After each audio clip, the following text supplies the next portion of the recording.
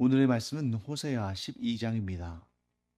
에브라임은 바람을 먹으며 동풍을 따라가서 종일토록 거짓과 포악을 더하여 아수르와 계약을 맺고 기름을 애굽에 보내도다. 여호와께서 유다와 논쟁하시고 야곱을 그 행실대로 벌하시며 그의 행위대로 그에게 보응하시리라. 야곱은 모태에서 그의 형의 발 뒤꿈치를 잡았고 또 힘으로는 하나님과 겨루되 천사와 겨루어 이기고 울며 그에게 간구하였으며 하나님은 베델에서 그를 만나셨고 거기에서 우리에게 말씀하셨나니 여호와는 만군의 하나님이시라. 여호와는 그를 기억하게 하는 이름이니라. 그런즉 너희의 하나님께로 돌아와서 인애와 정의를 지키며 항상 너희의 하나님을 바랄지니라. 그는 상인이라. 손에 거짓 저울을 가지고 속이기를 좋아하는도다. 에브라임이 말하기를 나는 실로 부자라. 내가 재물을 얻었는데 내가 수고한 모든 것 중에서 죄라 할 만한 불의를 내게서 찾아낼 자가 없으리라 하거니와 내가 애굽 땅에 있을 때부터 나는 내 하나님 여호와니라. 내가 너로 다시 장막에 거주하게 하기를 명절날에 하던 것 같게 하리라. 내가 여러 선지자에게 말하였고 이상을 많이 보였으며 선지자들을 통하여 비유를 베풀었노라. 길르앗은 불의한 것이냐? 과연 그러하다. 그들은 거짓되도다. 길갈에서는 무리가 수송아지로 제사를 드리며 그 제단은 밭이랑에 쌓인 돌무더기 같도다.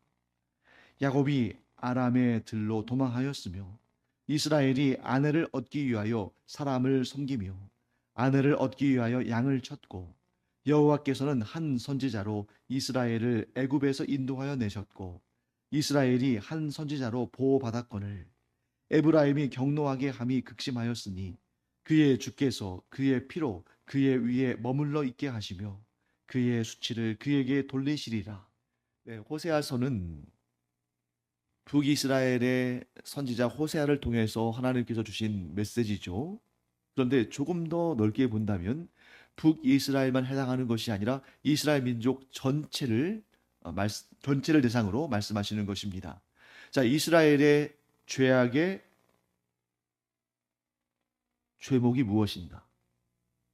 자, 어떤 죄가 있다면 그 죄목이 있을 거 아닙니까? 예를 들면 어떤 사람이 죄를 짓고 법원에 갔는데 그 사람이 어떤 죄목인지를 정하지 않으면 판결을 이룰 수가 없겠죠.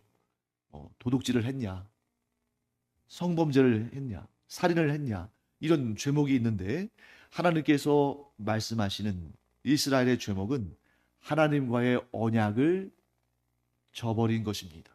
하나님과의 약속을 저버린 거예요. 그래서 오늘 우리가 이 본문을 쭉 보면 이스라엘이 하나님과의 언약을 파기한 거기에 대한 하나님의 어떤 그 지적, 무엇이 문제인지를 정확히 판단하시는 내용들이 등장합니다. 먼저 1절 말씀 보실까요? 에브라임은 바람을 먹으며 동풍을 따라가서. 자, 여러분, 바람을 먹다, 동풍을 따라가다. 무엇을 상징하기 위한 말일까요? 헛된 것입니다. 여러분, 우리가 배가 고플 때 음식을 먹어야 배가 부르고 힘이 나고 일을 할 수 있잖아요.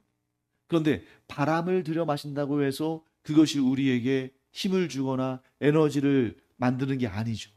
그러니까 지금 에브라임이라는 것은 북이스라엘을 상징하는 대표적인 그런 언어 가운데 하나죠.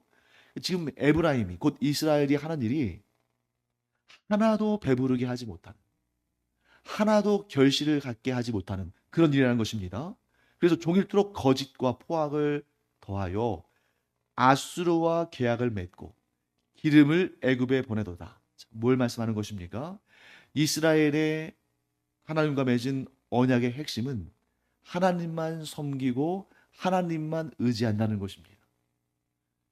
그래서 우리가 예레미야서를 보게 되면 예레미야도 하나님께서 참으로 귀하게 사용하신 선지자죠. 예레미야는 물론 남유다의 선지자입니다만 예레미야를 통해서 이렇게 말씀하십니다. 오직 하나님만 섬기고 오직 하나님만 의지하고 오직 하나님께 의뢰한다는 것은 기도하고 간구한다는 거죠. 그는 복을 받을 것이다. 그런데 지금 에브라임은 복 받을 짓을 하지 않고 있죠. 왜 그렇습니까? 그들은 열매를 맺지 못할 일들을 하고 있는 거예요. 거짓과 포악을 통해서 하나님과의 계약을 깨뜨리고 하나님만을 의지하는 것이 아니라 누구를 의지합니까? 아수르를 의지했다가 애굽을 의지했다가 그렇게 하고 있다는 것이죠. 그랬더니 2절 말씀 보겠습니다. 여호와께서 유다와 논쟁하시고 야곱을 그 행실대로 벌하시며 그의 행위대로 그에게 보응하시리라.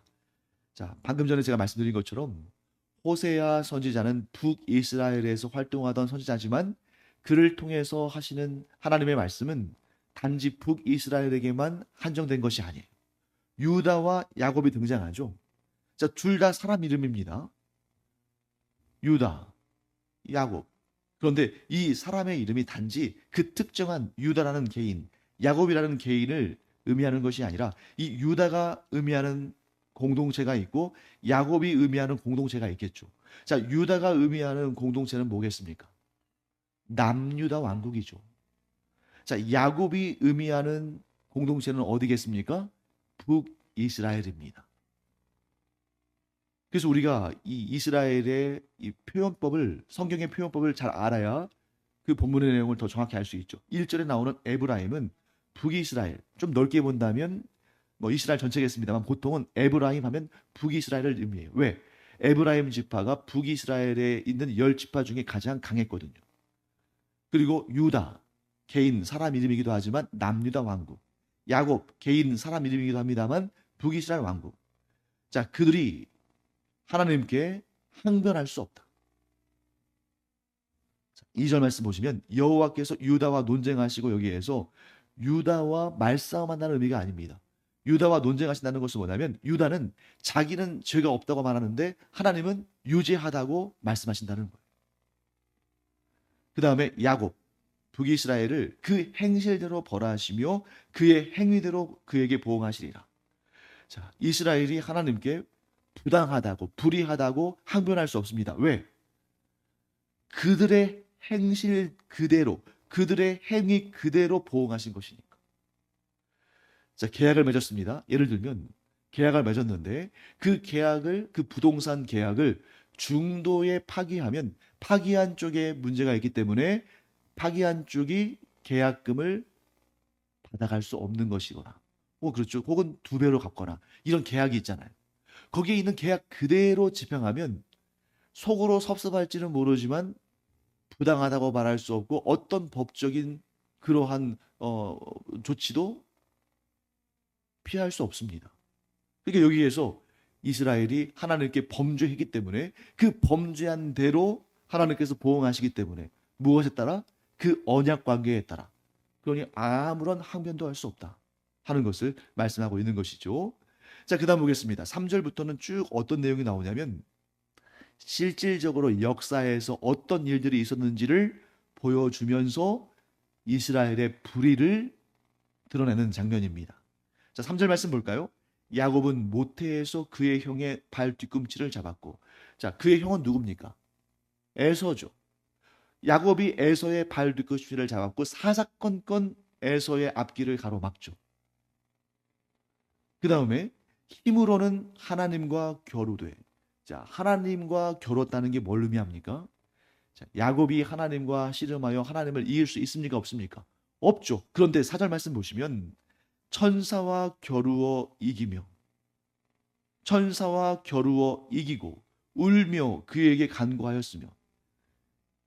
이 내용이야말로 야곱이 형 에서에게로 돌아오면서 정말 두려움과 고통 가운데 있을 때에 그 야복강 나루터에서 하나님이 보내신 천사와 씨름하잖아요.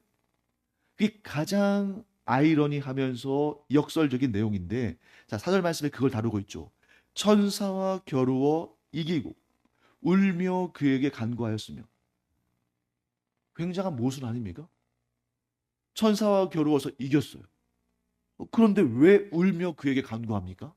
이겼는데. 이겼으면 당연히 얻고 취하고 누리는 거 아닙니까? 자기가 천사를 이겼는데 왜 천사에게 울며 간구했겠어요? 이런 내용을 담고 있는 것이죠. 천사가 야곱에게 져준 것이죠. 하나님께서 그렇게 지시하셨을 겁니다. 천사는 하나님의 지시와 명령을 받고 그대로 행하는 존재 아닙니까? 천사가 어떻게 야곱에게 지겠어요? 천번 만번 겨루어도 승리하죠. 그런데 하나님께서 천사에게 말씀하신 것이죠. 져줘라. 거기에는 어떤 의미가 담겨 있습니까? 하나님께서 야곱의 요청을 들어주시기로 결정하신 것입니다. 하나님께서 왜 야곱의 요청을 들어주시기로 결정하셨을까요? 그 중심을 보신 것이죠. 어떤 중심입니까? 하나님을 속이려 하지 않는, 정말 이 절망적인 상황 가운데 오직 하나님 외에는 저를 도와줄 존재가 아무도 없습니다 하면서 하나님만을 의지하고. 자, 앞에서 지금 이스라엘의 범죄에 대해서 우리가 공부했죠. 그들이 하나님만 의지한다는 그 언약을 깨뜨리고 아수르와 애굽을 의지했기 때문에 그들이 멸망당하는 거 아닙니까? 그런데 야곱은 정말 그 절망적인 순간에 하나님만 의지하기로 작정한 것을 누가 보신 것입니까? 하나님께서 보셨어요. 그 중심을 보셨기 때문에 천사에게 야곱에게 져주고 그의 소원을 들어주기로 결정하신 것입니다.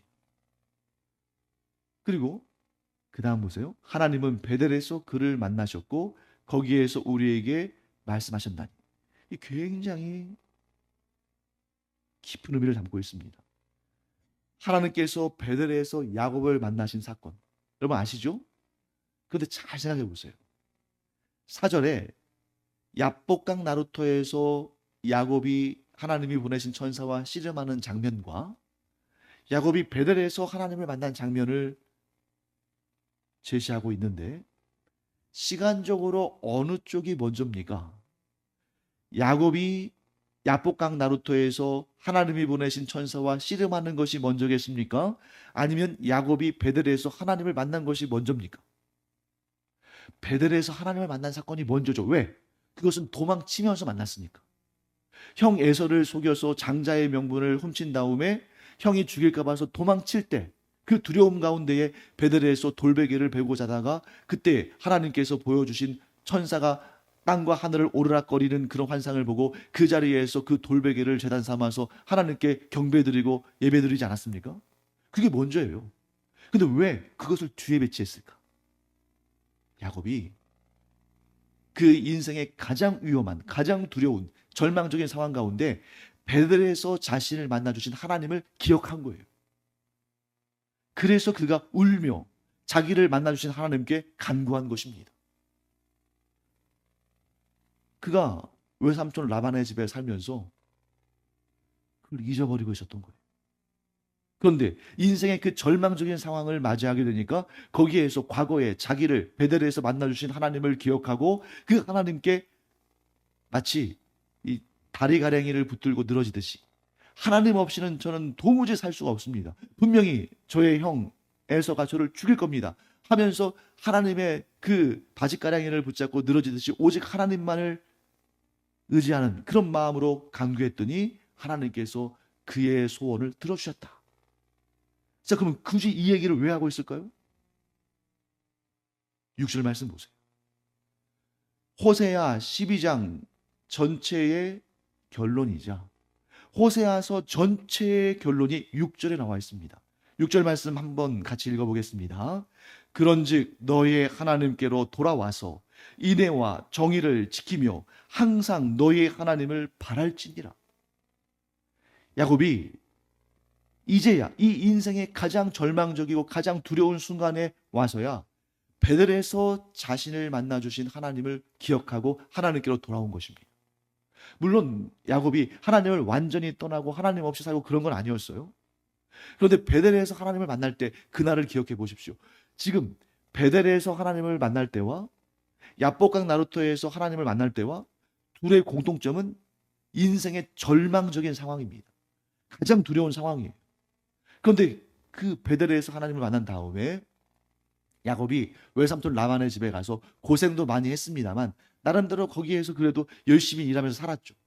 그러니까 점점 흐려진 거예요.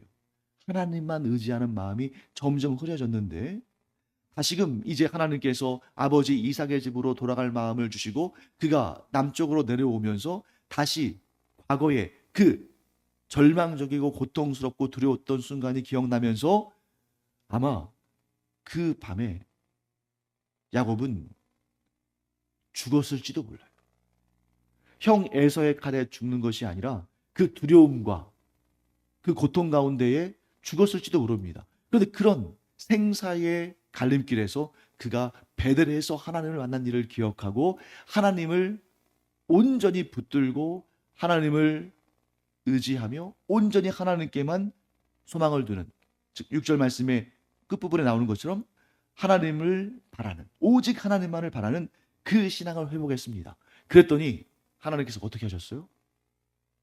그 천사를 야곱이 이겼는데 부상은 누가 당합니까? 야곱이 당하잖아요.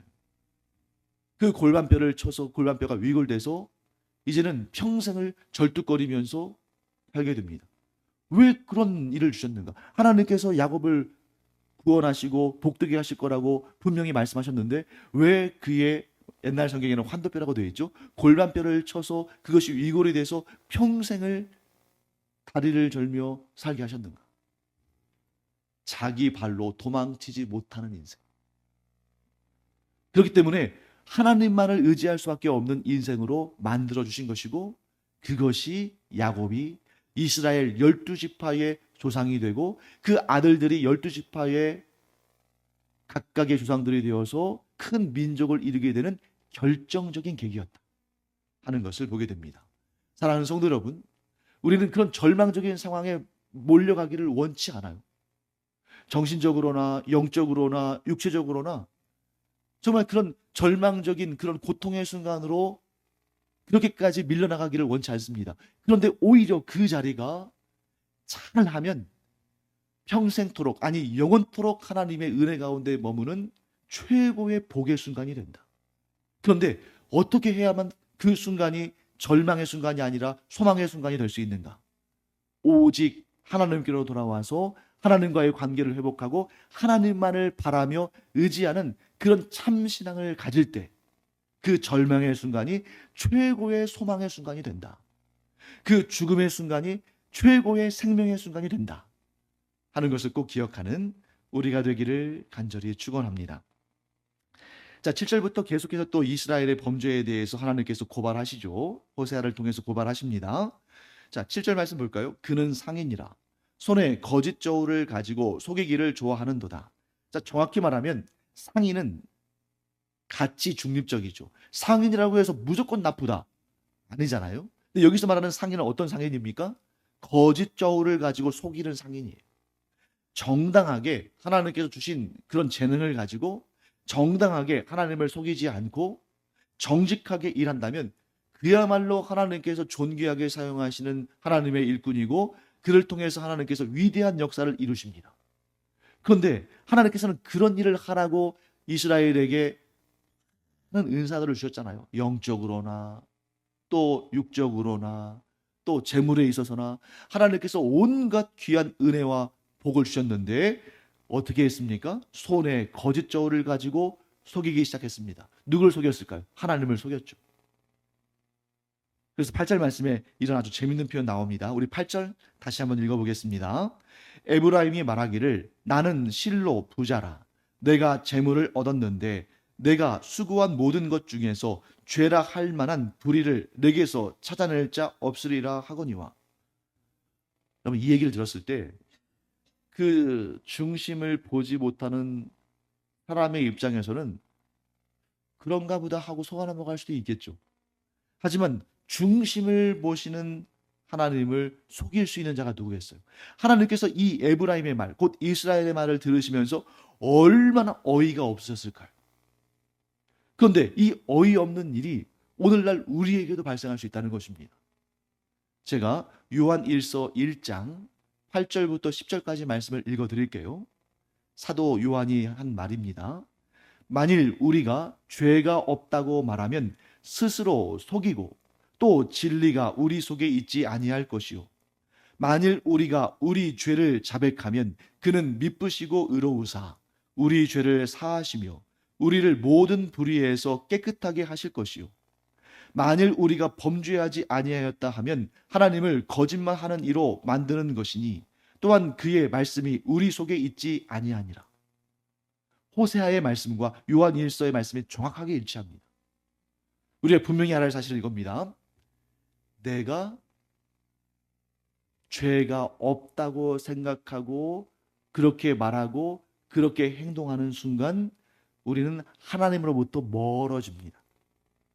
반면에 나는 죄인입니다라고 고백하고 내 죄를 하나님께 고하고 회개하고 하나님과의 그런 언약 관계를 회복하려고 애쓸수록 우리는 하나님께로 가까워집니다. 이게 놀라운 일이죠. 하나님은 온전히 거룩하신 분이시기 때문에 죄는 하나님으로부터 멀리 떨어져 나가는 것이고 죄가 없는 것, 곧 의는 하나님께로 가까이 나아가는 것인데 우리 사람에게는 이러한 법칙이 주어져 있습니다. 내가 죄가 없다고 말하면 말할수록 하나님께로부터 멀리 떨어져 나가고 내가 죄인이라고 고백하면 고백할수록 하나님께로 가까이 나아가는 것이다. 이 원리를 우리가 안다면 바리새인들처럼 외식하는 신앙 가운데 있지 않겠죠. 바리새인들은 어떤 마음으로 하나님 앞에 섰습니까? 우리처럼 죄 없는 사람이 또 어디 있습니까? 저와 같은 의인이 또 어디 있습니까? 하나님께서 의인에게 복 주지 않으신다면 그건 하나님이 불의하신 거 아닙니까? 이렇게 얘기했다는 거죠. 그러니까 예수님께서 그들의 속마음을, 그들의 중심을 아시고 그들을 책망하시는 것입니다. 너희는 회칠한 무덤 같은 자들이다. 그런데 당시에 가난한 이들, 병든 자들, 과부와 고아와 이렇게 의지할 곳 없는 자들이 하나님 앞에 서면 뭐라고 말했습니까? 바리새인들이 손가락질 하잖아요. 저 죄인, 저 하나님 앞에 벌받을 자들 이렇게 말하는데 그들은 고개를 들지 못하고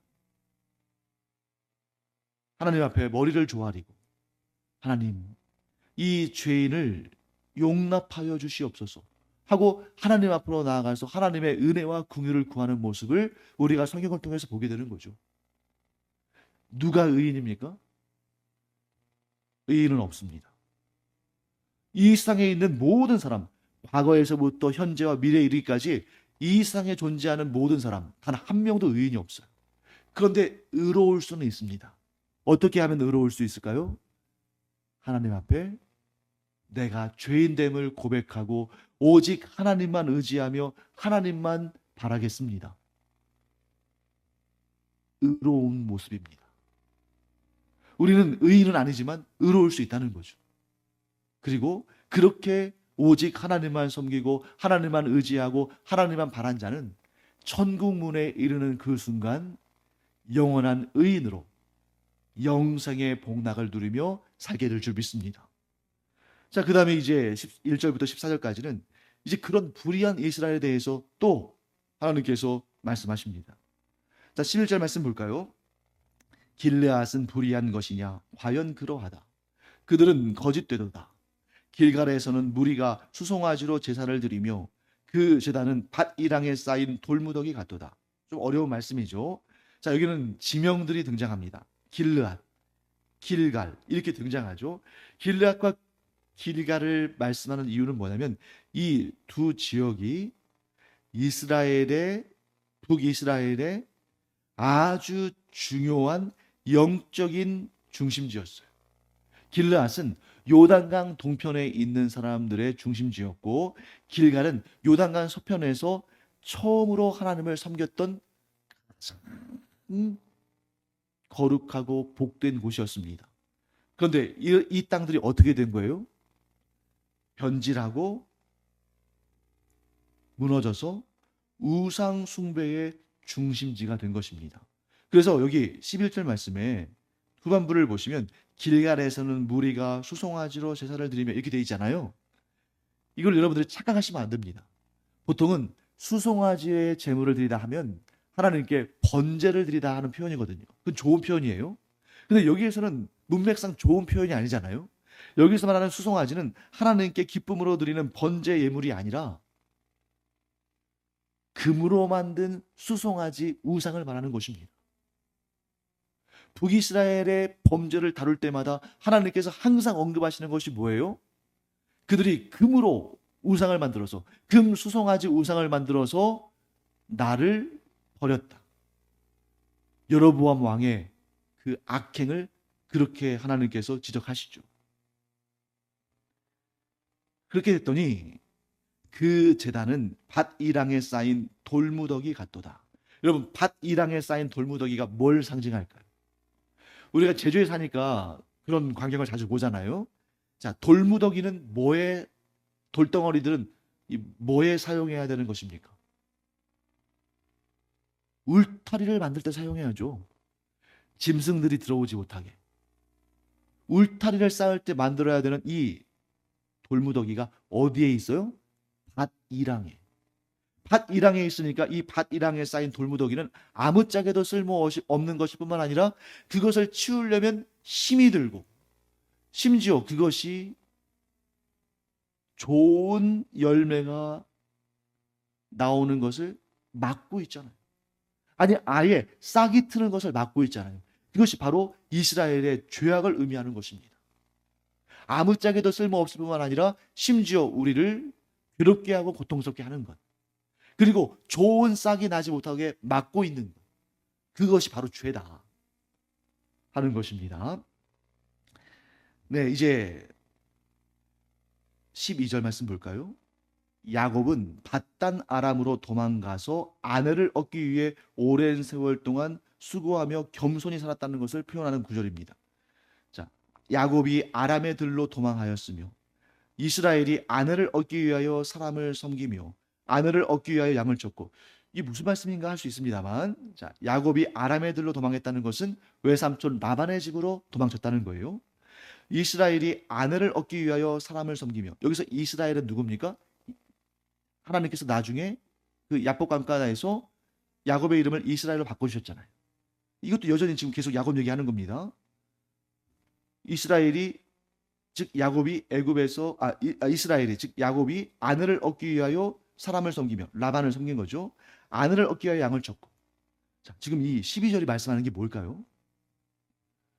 그가 자기가 원하는 것을 얻기 위해서 자기의 욕망이나 자기의 뜻을 꺾고 겸손히 오랫동안 수고하며 섬기며 살았다는 거예요.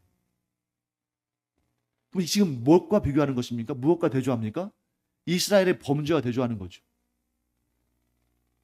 야곱이, 천하의 야곱이 자기가 원하는 것을 얻기 위해서 겸손히 섬기며 살았는데, 지금의 이스라엘은 교만해서 하나님도 섬기지 않고 있다.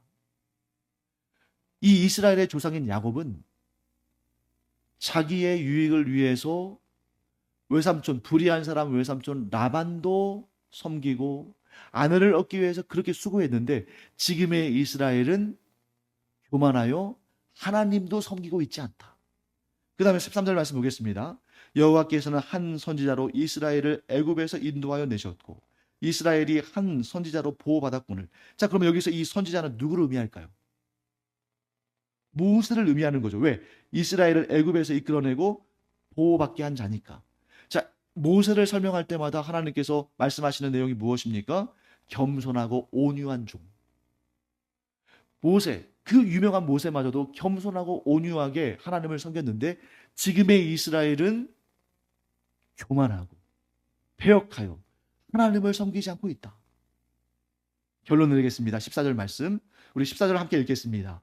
에브라임이 경노하게 함이 극심하였으니 그의 주께서 그의 피로 그의 위에 머물러 있게 하시며 그의 수치를 그에게 돌리시리라. 교만한 이스라엘이 하나님을 대적하였으므로 하나님께서 그들을 쳐서 수치를 당하게 하신다. 호세아 12장 전체의 결론을 내겠습니다. 이스라엘은 신실하지 못하여서 하나님과 맺은 언약을 깨뜨렸다. 그러나 그들이 회개하고 하나님께 돌아오기만 하면 여전히 언약에 신실하신 하나님께서는 그들을 받아주시고 구원하실 것이다. 사랑하는 성도 여러분, 우리가 하나님이 주신 은혜로 살지 않습니까? 그런데 그 은혜를 받아 살면서도 교만하여서 하나님 없이도 살 수 있는 것처럼 그렇게 산다면 그것이 얼마나 하나님 앞에 불의한 모습인가. 그렇지만 언제든지 우리가 회개하고 하나님께로 나와서 하나님과의 관계를 회복하면 하나님이 주시는 구원의 은총을 우리는 풍성히 누리게 된다 하는 것을 꼭 기억하는 우리가 되기를 축원합니다. 기도하겠습니다. 하나님, 이스라엘이 교만하여서 하나님을 버리고 자기 마음대로 살 때에 정말 천번만번 하나님께서 심판하시고 그 민족을 멸절하셔도 아무 말 할 수 없는 상태였지만 하나님께서 계속해서 선지자들을 보내시고 회개하게 하시고 또 그들이 하나님의 징계를 당한 후에 회개하였을 때에 하나님께서 그들을 회복시켜 주신 것을 저희들이 보게 됩니다. 하나님, 저희가 교만하지 않으면 가장 좋겠지만 혹 교만하더라도 하나님의 부르시는 그 음성을 듣고 즉각적으로 회개하고 주께로 돌아와서 하나님의 구원을 얻는 그런 복된 주의 종들 되게 하여 주시옵소서. 감사드리며 예수님의 이름으로 축복하며 기도합니다. 아멘.